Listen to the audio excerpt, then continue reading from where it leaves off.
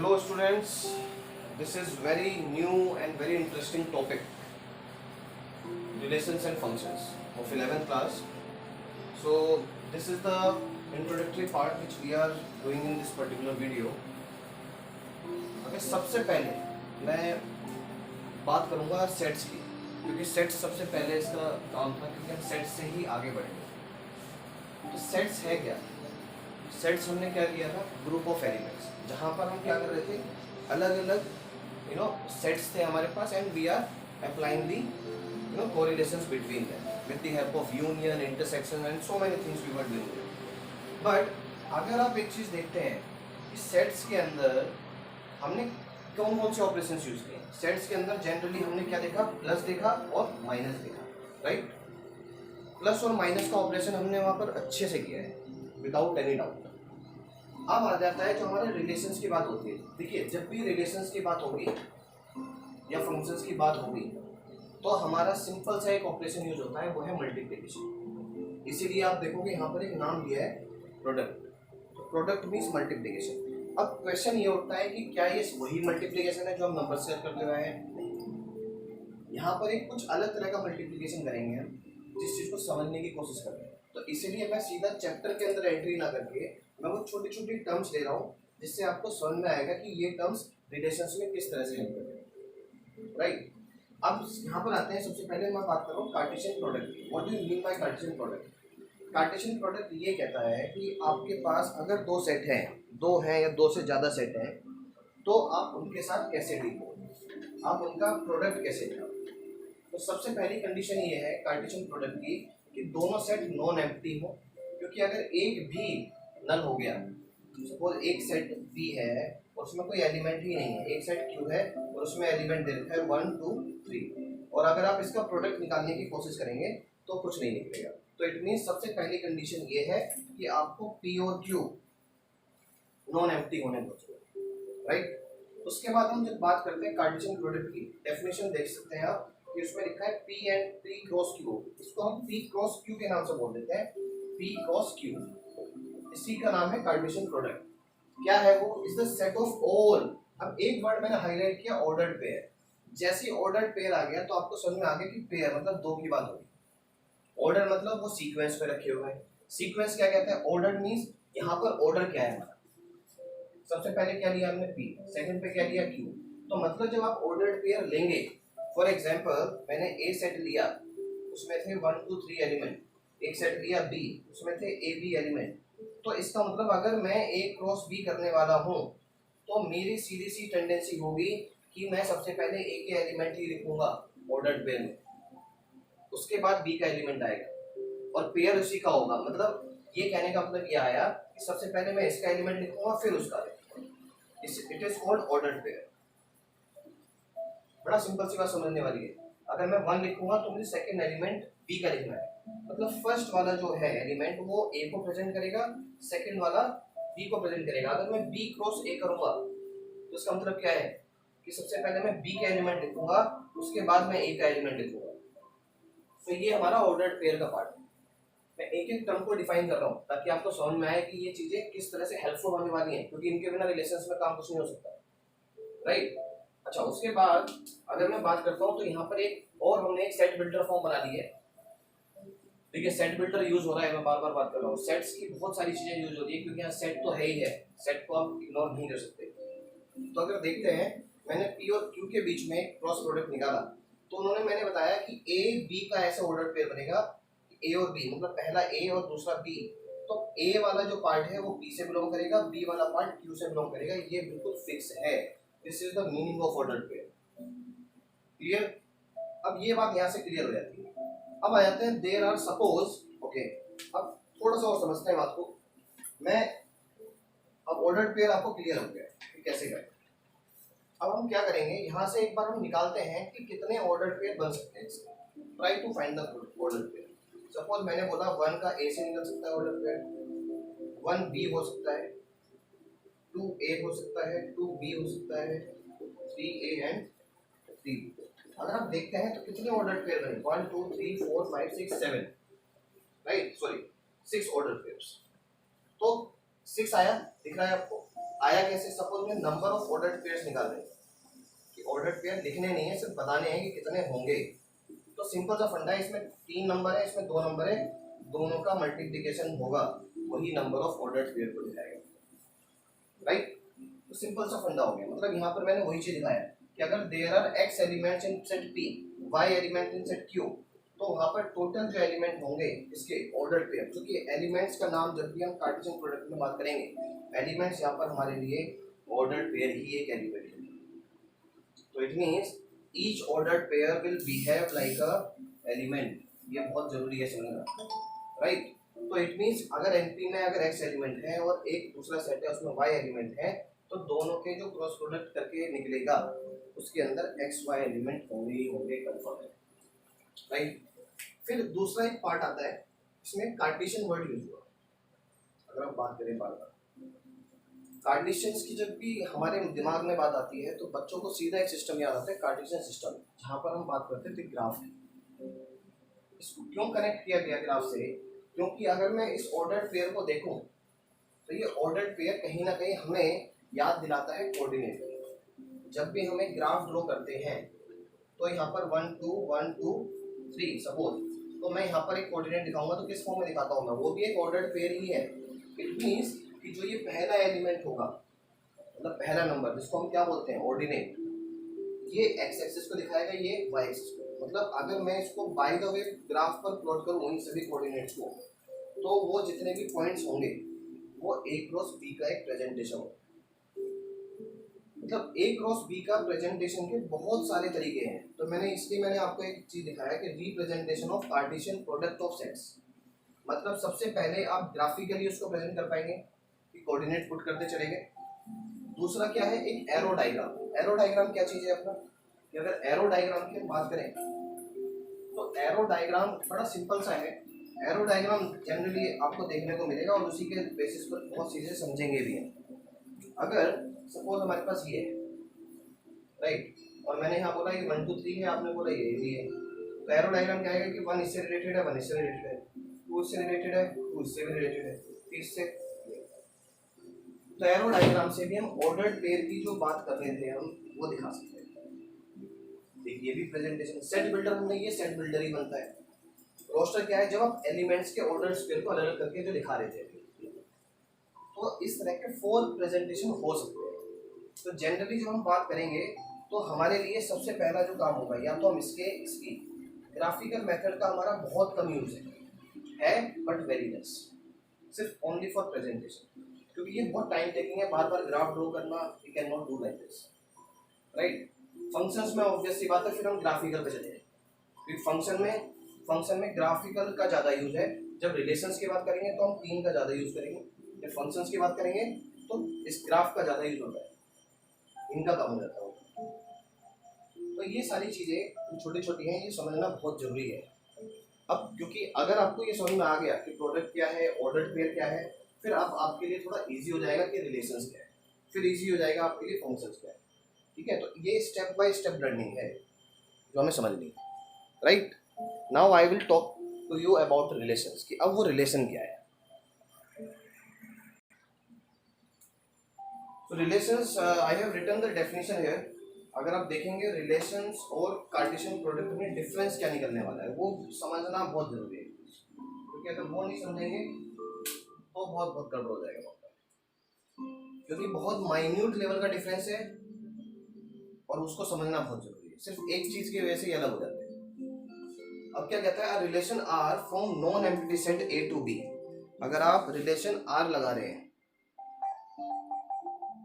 Non empty sets में, तो सबसे पहली बात रिलेशन है क्या, the subset of Cartesian product.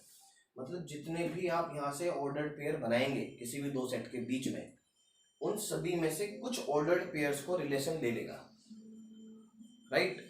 जब रिलेशन उसमें से कुछ ऑर्डर्ड पेयर्स को लेगा तो वो जो नया सेट जनरेट होगा, या तो हो सकता है वो सारे को ले ले, जितने भी ऑर्डर्ड पेयर हैं जो उसके अकॉर्डिंग सेटिस्फाई कर रहे हो, या हो सकता है कुछ को ले। तो इट मीन्स ये कहीं ना कहीं कार्टेशियन प्रोडक्ट का ही सबसेट होगा।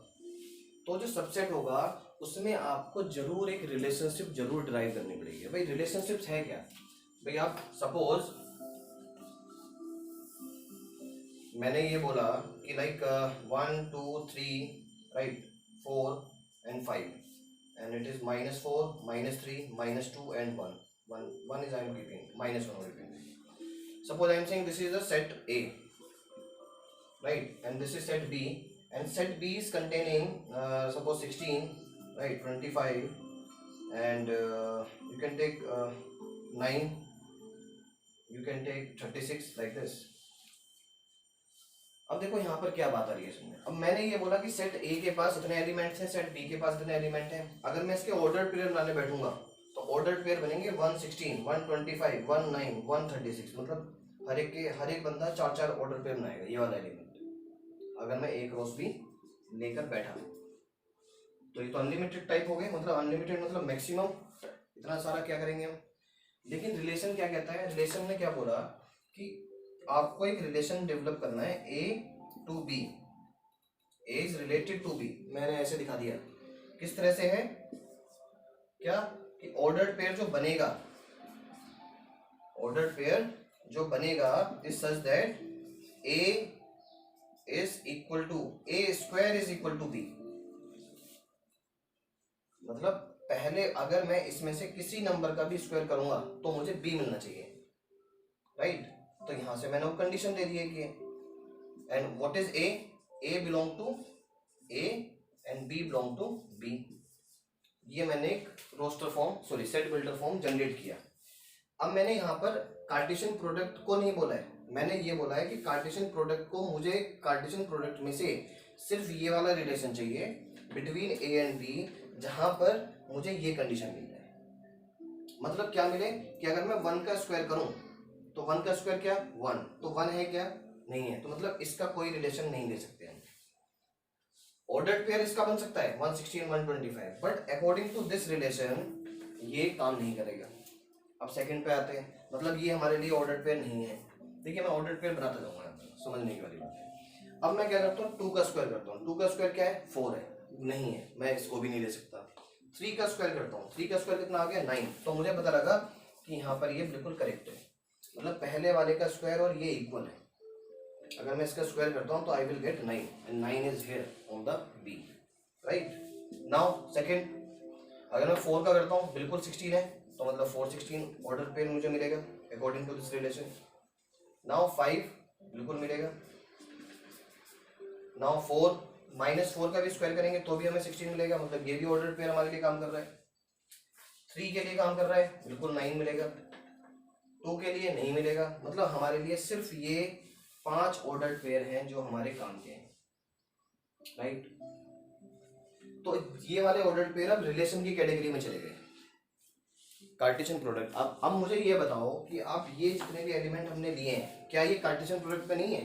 कार्टेशियन प्रोडक्ट में तो बहुत सारे हैं, 116 है, 125 है, मतलब उसमें तो 1 वाले भी हैं, 2 वाले भी हैं, 3 वाले भी हैं। 3 सबसे ऑर्डर्ड पेयर बनाएगा, तो इट मीन्स रिलेशन क्या बना, रिलेशन एक ऐसा सेट बनेगा जो कार्टेशियन प्रोडक्ट का ही सबसेट होगा। बट हमें क्या करना है कि एक पर्टिकुलर रिलेशंस के थ्रू वो ऑर्डर्ड पेयर सिलेक्ट कर रहे हैं, मतलब यहाँ पर हम फिल्टर कर रहे हैं कि हमें ये वाले ऑर्डर्ड पेयर नहीं चाहिए, तो कौन से चाहिए जो इस रिलेशन को दिखाए। तो ये रिलेशन का मतलब ये था, राइट। अब क्वेश्चन क्या है देखना, ये जो पार्ट है आपको दिख रहा है, ये इस सेट को बोलते हैं डोमेन, मतलब जिसके लिए वैल्यू आप सर्च कर रहे हो। मतलब सेट ए का सेट बी में रिलेशन दिखाया जा रहा है, तो इसका मीनिंग ये है कि ए जो है हमारे लिए डोमेन है। ये जो वैल्यू निकलेंगी ये सभी कोडोमेन है, राइट। हो सकता है कि यहाँ पर कुछ वैल्यू ऐसी रह जाए, सपोज मैंने बोला कि मुझे चाहिए 36 और 36 यहाँ पर नहीं मिला, तो 36 किसी का भी वैल्यू नहीं है, देख रहे हो आप। तो इट मीन्स क्या हुआ, इसका मतलब है कि सिर्फ ये वाले जो ये 3 एलिमेंट हैं 16, 25 एंड 9, सिर्फ इन्होंने ही यहाँ से रिलेट किया है ए से। तो इट मीन्स कि ये तीनों रेंज की कैटेगरी में रहते हैं, और ये पूरा सेट बी इसको डोमेन बोला जाता है। मतलब डोमेन का नंबर ऑफ एलिमेंट, जितने भी सेट में एलिमेंट होंगे 3 वो कोडोमेन में जाएंगे, और ए वाले सारे एलिमेंट डोमेन में जाएंगे और जितने भी एलिमेंट बी के रिलेट होंगे ए से वो सभी रेंज की कैटेगरी में जाएंगे। ये समझना बहुत जरूरी है इसके अंदर, राइट। तो this is domain, codomain and range. मैं एक और एग्जांपल लेने वाला हूँ, उससे आपको कुछ और एक श्योरिटी मिलेगी कि इसमें डोमेन रेंज किस तरह से हमें निकालना है। इस वाले एग्जांपल से आपको ये चीज़ क्लियर हो जाएगी कि डोमेन, कोडोमेन और रेंज कैसे निकालनी है, क्योंकि इसके बिना बहुत कुछ गड़बड़ हो जाएगा, क्योंकि फंक्शन में यही करने वाले हैं। देखिए डोमेन क्या है, मैंने बताया था domain is a set of means elements, set of elements which are related to set B। तो अगर आप देखो सिर्फ 5 एलिमेंट हैं जो रिलेट कर रहे हैं, 6th वाला एलिमेंट रिलेट नहीं कर रहा, तो इट मीन्स डोमेन में 6 को कैलकुलेट नहीं करेंगे। ये थोड़ा ध्यान रखना। ऐसा नहीं है कि डोमेन सारे डोमेन होंगे, सिर्फ वो वाले एलिमेंट लिए जाएंगे जो यहाँ पर रिलेट कर रहे हैं। 6 का कोई रिलेट नहीं कर पा रहा है तो इट मीन्स ये नहीं होगा। कोडोमेन क्या है? कोडोमेन होंगे सेट ऑफ ऑल एलिमेंट्स, इसमें हमें कुछ नहीं देखना। Set of all elements of suppose ये ए और ये B, set B. Set B के जितने भी एलिमेंट्स होंगे वो सभी कोडोमेन में आएंगे ही आएंगे, उसमें कोई मना नहीं है, राइट। अब आ जाता है रेंज। रेंज कहीं ना कहीं ये एक सबसेट है किसका? ये सबसेट है किसका? कोडोमेन का। क्यों? क्योंकि सारे एलिमेंट हो भी सकते हैं और नहीं भी। अगर मैं यहां से बात करता हूं, ये एक्चुअली इसकी इमेज भी कहलाती है, इसको कभी कभी इमेज बोल देते हैं, ध्यान रखेंगे। ये इमेज के नाम से बोला जाता है, इमेज ऑफ डोमेन। तो डोमेन की इमेज बन रही है, मैपिंग, इसको मैपिंग के नाम से भी बोल सकते हैं। Mapping word actually we use in functions, that is why we are not using it. Now अगर आप देखते हो कौन कौन से ऐसे रेंज हैं जो यहाँ इस एलिमेंट की यहाँ पर परछाइयाँ पड़ रही हैं, एक तरह से इमेजेस बन रही हैं, तो B C D E F, क्योंकि ए हमारे लिए काम का नहीं है तो रेंज में सिर्फ काम वाले एलिमेंट के लिखे जाएंगे जो एक्चुअली रिलेशन के लिए रेस्पॉन्सिबल है। कोडोमेन में सेट बी के सारे एलिमेंट लिए जाएंगे, बट डोमेन में सिर्फ वाले एलिमेंट लिए जाएंगे जो यहाँ से रिलेशन बना रहे हैं। आई hope this particular part is clear, क्योंकि बार बार कंफ्यूजन होता है इसके अंदर कि डोमेन, कोडोमेन और रेंज है क्या, कैसे निकाली जाए, राइट। तो ये बिल्कुल नोट कर ले बच्चे, इसमें कोई डाउट नहीं होना चाहिए, क्योंकि आगे आने वाले टाइम में इसको बार बार क्लियर करना बड़ा मुश्किल हो जाएगा। Clear? So students, now I am coming to the next point. क्या है वो? रिलेशन और फंक्शन। रिलेशन हमें समझ में आ गया कि रिलेशन क्या था। अब मैं थोड़ा सा आपको रिलेट करना चाहता हूँ कि रिलेशन और फंक्शन में डिफरेंस क्या है, फिर अगेन यहाँ पर हमें समझना पड़ेगा। सबसे पहले हमने क्या निकाला? Cartesian product. कार्टेशियन प्रोडक्ट का मतलब है जितने भी ऑर्डर्ड पेयर पॉसिबल हो सकते हैं वो सारे कार्टेशियन प्रोडक्ट आएंगे, राइट। रिलेशन में क्या करा हमने कि एक पर्टिकुलर रिलेशन में निकाला और हमने कहा कि भाई ये रिलेशन देखो, चेक करो, और उसके अकॉर्डिंग ये रिलेशंस के अकॉर्डिंग ऑर्डर्ड पेयर काम कर रहे हैं नहीं कर रहे हैं, वो सभी हमने रिलेशंस के अंदर ले लिए, राइट। लेकिन अब मैं रिलेशंस की बात करता हूँ, मैं इस पूरे प्रोसेस की बात करें बाय द वे, तो कहीं ना कहीं एक पर्टिकुलर चीज है इसमें, इनपुट और output, right. Why I am saying input and output, क्योंकि ये बड़ा कॉमन पार्ट है। अगर मैं किसी मशीन की बात करता हूँ, कोई मशीन है मेरे पास, तो मशीन क्या करती है? मशीन के अंदर आप इनपुट मटेरियल डालोगे इधर से, राइट, और यहां से क्या मिलेगा मुझे? आउटपुट मिलना स्टार्ट हो जाएगा। अब ये जो इनपुट और आउटपुट का जो प्रोसेस है, राइट, ये कहीं ना कहीं रिलेशन और फंक्शन को डिफरेंशिएट करता है, यही अलग अलग कर रहा है। कैसे अलग अलग कर रहा है? सबसे पहले हम एक पहला नॉर्मल चीज समझते हैं कि रिलेशन और फंक्शन है क्या। रिलेशन क्या कहता है कि ये एक सेट है, set of input and output. क्योंकि इसके अंदर अगर ऑर्डर्ड पेयर की बात करें तो ऑर्डर्ड पेयर, सपोज मैंने बोला 2 3 एक ऑर्डर्ड पेयर है, राइट, 2 5 एक ऑर्डर्ड पेयर है, है ना, 3 4 एक ऑर्डर्ड पेयर है, 3 6 एक ऑर्डर्ड पेयर है, mean there are so many ordered pairs. तो हम क्या कर रहे हैं कि हम ये इनपुट का काम करेगा, मतलब 2 इनपुट दे रहे हो तो 3 आउटपुट निकल रहा है, 2 इनपुट दे रहे हो तो 5 आउटपुट निकल रहा है, राइट। तो ये एक इनपुट और आउटपुट का प्रोसेस है। यहाँ पर हम देख रहे हैं कि इनपुट के अकॉर्डिंग आउटपुट क्या क्या आ रहा है, राइट। एनीवे इन सम वे आना चाहिए। अब दूसरा क्या है, दूसरा डिफरेंस क्या था कि ये सबसेट है। किसका है सबसेट, मैंने पहले बताया आपको, ये कार्टेशियन प्रोडक्ट का सबसेट है। जितना भी कार्टेशियन प्रोडक्ट के अंदर ऑर्डर्ड पेयर होंगे उसमें से तो लिए हमने ऑर्डर्ड पेयर, ये चीज तो हम पहले भी एक्सप्लेन करते हुए आए हैं। दूसरा चीज क्या है, अगर मैं यहाँ पर आता हूँ, इसको सबसे पहले आर से रिलेट करते हैं। मैंने आपको बताया सपोज 2 सेट है ए एंड बी, तो आप ऐसे दिखा दोगे। सपोज आपने दिखाना है, सपोज एक सेट दिखाना है क्रॉस प्रोडक्ट, तो आर इज इक्वल टू आप ऐसे दिखा दोगे, R is equal to ordered pair such that what a is equal to suppose to b, where a is related to A and b is related to b. मतलब इस तरह से ये एक फॉर्म बन गई, राइट। कि आपने वो रिलेशन भी दिखाया और साथ में ये भी बता दिया कि ऑर्डर्ड पेयर ले रहे हैं, और तब ये जो ऑर्डर्ड पेयर है ये रिलेशन बन जाएगा, ना कि कार्टेशियन प्रोडक्ट दिया कार्टेशियन से ये सब कुछ, राइट। अब यहाँ पर आते हैं तो समझना है बात। फंक्शन क्या है, फंक्शन में क्या होता है ये, फिर मैं इसकी बात करूं बाय द वे, तो ये स्पेशल टाइप ऑफ रिलेशन है ये रिलेशन ही। फिर अगेन अब मैं बात करता हूं यहाँ पर कि अगर दूसरा, अगर ये स्पेशल टाइप ऑफ रिलेशन है तो ये सबसेट ऑफ रिलेशन हो गया। तो देखो कितना हम रेक्टिफाई करते रहे चीजों को। सबसे पहले कार्टेशियन आया, कार्टेशियन से हमने रिलेशंस निकाल लिए। अब रिलेशंस के अंदर भी एक पर्टिकुलर कंडीशन लगाकर हमने बोल दिया कि नहीं यार ये रिलेशन ही अभी फंक्शन बन गया। तो देयर आर 3 कैटेगरीज, तो कैटेगराइज किया। अब इसके लिए कोई ना कोई फीचर्स तो अलग किया होगा इन्होंने, तभी तो उसको अलग किया सबसेट की फॉर्म में।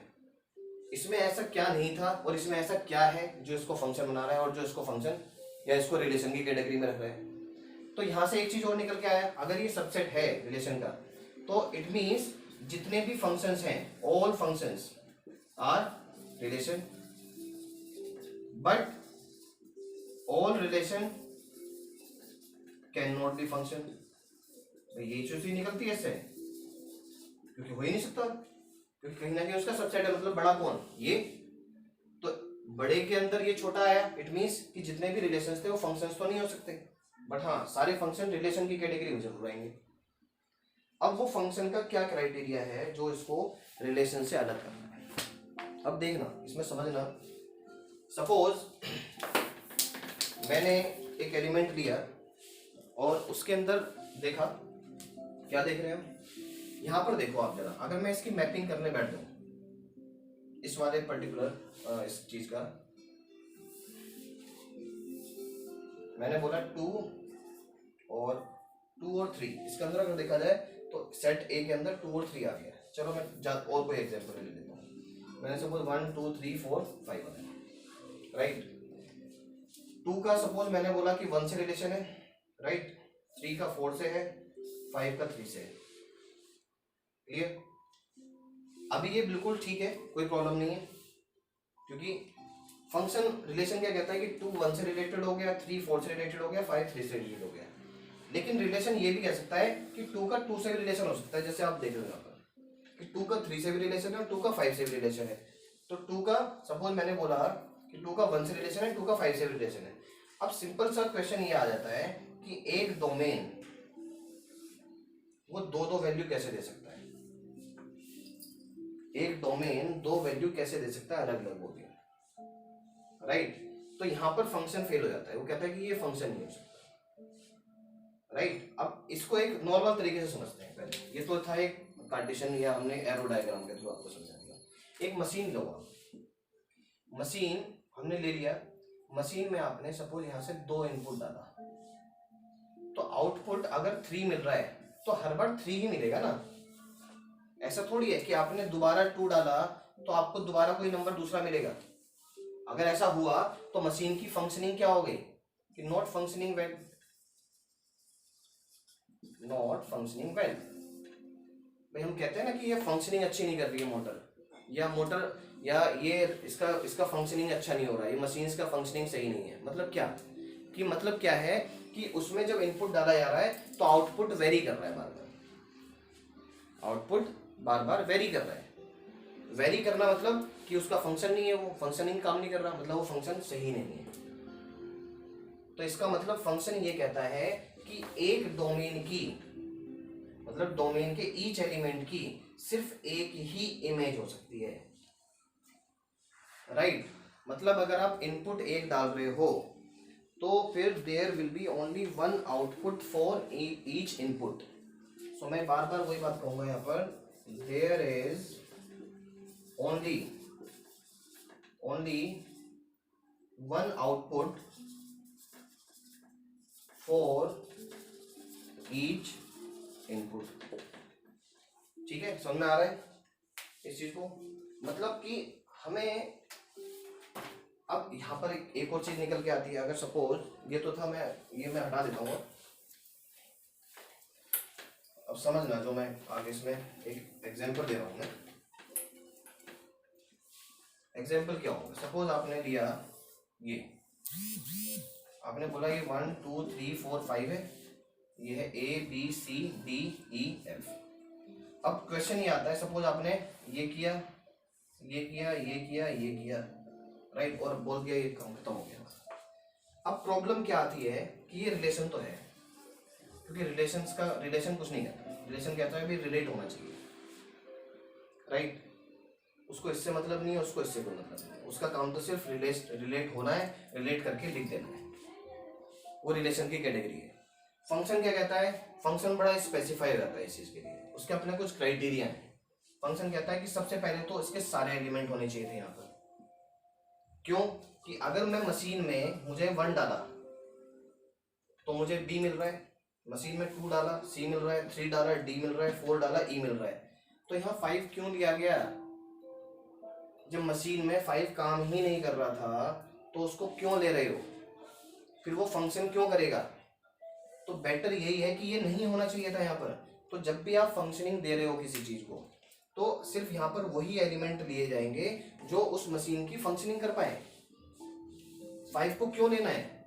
जैसे ही 5 एक्स्ट्रा लिया और उसका कोई आउटपुट नहीं है तो इसका मतलब है फंक्शन फेल हो गया, फंक्शन फेल हियर, राइट। हाँ, अगर इसका भी सपोज मैं कह देता कि ये भी ई दे रहा है, चलो भाई, ऐसा नहीं हो सकता ना। ऐसा भी तो हो सकता है कि सपोज आपने एक क्वालिटी मटेरियल रखा, 5 एक अलग क्वालिटी का था, 4 एक अलग क्वालिटी का था, बट दोनों ने आउटपुट एक ही दे दिया तो ना। ऐसा तो नहीं कि आउटपुट नहीं मिला, बट हाँ, ये तो एक लॉजिकली ठीक लगता है कि मशीन सेम आउटपुट निकाल सकती है फॉर डिफरेंट वैरायटी। हम इसको वैरायटी मान सकते हैं, राइट। लेकिन अगर मैं बात करूं कि ये तो 5 है, 5 हमारा रिलेट कर गया ई से, एफ से सपोज, और 4 ने बोला कि 4 ने डी भी दे दिया, तो गड़बड़ हो गया। क्योंकि अब यहां पर प्रॉब्लम यह है कि 4 ने 2 आउटपुट कैसे दे दिए, वो भी डिफरेंट, कि डाला 4 और निकला डी और ई, तो इससे तो बहुत गड़बड़ हो जाएगा। क्योंकि सपोज आपने मशीन ली, आप कोई पेपर इंडस्ट्री बना रहे हो और आपने इनपुट डाला और एक बार तो उसने अच्छा आउटपुट दे दिया, एक बार बेकार आउटपुट दे दिया, तो इट मींस क्या होगा? आप तुरंत बोल दोगे कि भैया मशीन सही काम नहीं कर रही है, ठीक है, फंक्शनिंग बेकार है इस मशीन की। तो उस केस में हम उसको बोल देंगे फंक्शन सही नहीं है। तो फंक्शन को बिल्कुल आप नॉर्मल डेली लाइफ वाली मशीन से सोचो, क्योंकि एक्चुअली में उनमें भी यही थ्योरी चलती है। थ्योरी कोई अलग नहीं है। मैथमेटिक्स की जितनी भी थ्योरीज हैं, कहीं ना कहीं उनको डेली लाइफ से कनेक्ट किया गया है और वहीं से ही उनको रिलेट किया गया है। यही एक फंक्शनिंग का पार्ट है। तो I hope this functioning part is clear, क्योंकि ये आउटपुट पर डिपेंड करता है। इट मीन्स कि each input will contain output. हर एक इनपुट होना बहुत जरूरी है, डोमेन को खाली नहीं कर सकते इस केस में, राइट। फंक्शन को अगर डिनोट करना हो तो कैसे डिनोट करेंगे? फंक्शन को हम एफ से डिनोट करते हैं, एफ ए टू बी। जैसे ये था आर ए टू बी, ऐसे इसको कभी कभी कैसे लिखा देते हैं?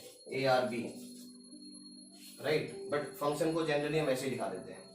तो ये बड़ा सिंपल सा प्रेजेंटेशन है, कुछ ज्यादा प्रेजेंटेशन वाइज कुछ ज्यादा बड़ा चेंज नहीं है। बस हमें ये जरूर ध्यान रखना है कि फंक्शन रिलेशन से अलग क्यों है और रिलेशन कार्टेशियन प्रोडक्ट्स याद रखे हुए। Right class, I hope this particular part related to relation and function बहुत क्लियर हो जाना चाहिए, और आई थिंक इसकी वजह से आप बहुत सारी चीज़ें जो कॉन्सेप्चुअल चीज़ें समझ पाते हैं या प्रॉब्लम्स क्रिएट करती हैं चीज़ें कॉन्सेप्ट की वजह से, वो आई थिंक अब आपको प्रॉब्लम नहीं करेंगी।